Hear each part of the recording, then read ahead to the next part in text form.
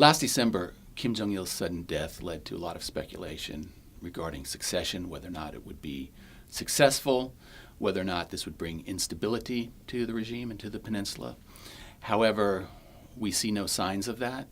The succession has been going much more smoothly than many people anticipated. And I think the reason for that is North Korea made a number of preparations for this that outside observers did not recognize. We did see constitutional changes in 2009, some institutional arrangements, the party conference in 2010 that revitalized the party and brought in a lot of people to support this succession. So Kim Jong-il's death was sudden, however, it was not unexpected, and they had taken a number of measures.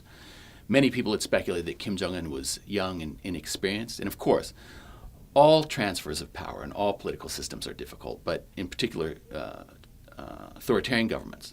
Dictatorships are inherently unstable, but particularly at times of power transfers.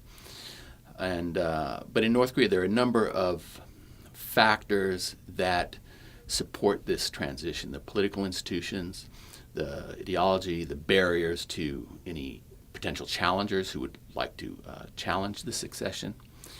And many people speculated that the senior generals would not take orders from such a young and inexperienced man who just turned 29 in January.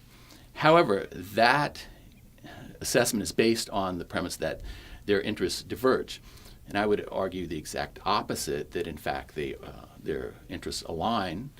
And so I ask people, if the generals were to push out Kim Jong-un, then they would replace him with whom?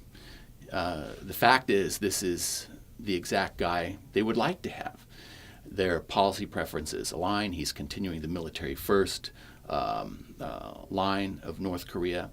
So I think we're seeing everyone in the senior levels, senior leadership coalescing around the transition, and all the signs out of Pyongyang point to that. Very recently, U.S. and DPRK diplomats announced a preliminary deal whereby North Korea will impose a moratorium on long-range missile tests, nuclear tests, and other nuclear activities in exchange for nutritional assistance, for 240,000 tons of nutritional assistance, and also for the U.S. making a pledge or reaffirming that it does not have a hostile policy towards North Korea.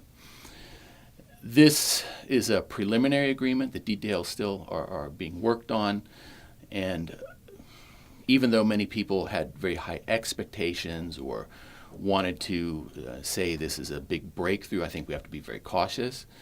The moratorium is reversible, very easily and immediately reversible. North Korea agreed to maintain this moratorium for as long as the two sides are in dialogue to improve bilateral relations.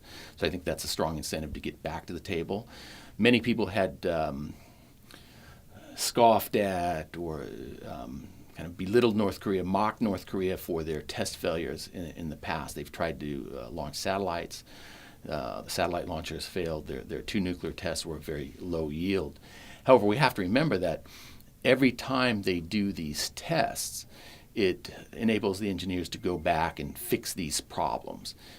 All countries who have developed these types of weapon systems have to go through these engineering hurdles. So for as long as we can keep these caps on testing, it serves the international security. I think it's a good thing to do this. And of course, we're very concerned about a possible proxy test by North Korea could conduct a test and share the test data with Iran, for example.